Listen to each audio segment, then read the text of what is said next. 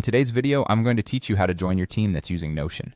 Whether you're new to Notion or transitioning from a different tool, knowing how to access your team's workspace efficiently is crucial for smooth collaboration and maintaining workflow continuity.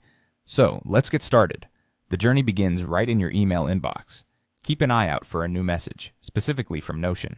This email is your formal invitation to join the team's workspace.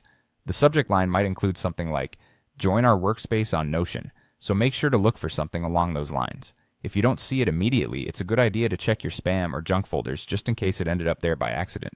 Once you've found the email, go ahead and open it. Inside, you'll find all the necessary details you need to proceed. Typically, the email will contain a brief welcome message from your team, but more importantly, it includes a link that says Join Workspace. This is your gateway to entering your team's Notion environment, so go ahead and click that link. After clicking the Join Workspace link, you'll be directed to Notion's official sign-in page. At this point, if you already have an existing Notion account, you'll simply need to log in using your email and password.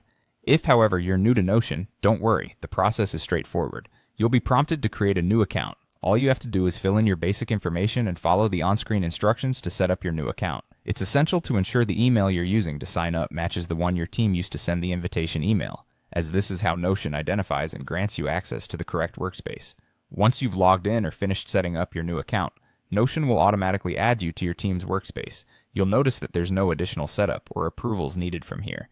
Being part of the workspace means you now have access to all the team's shared projects, documents, and workflows. Everything the team has been working on will be right at your fingertips. Take some time to familiarize yourself with the different sections of your team's workspace.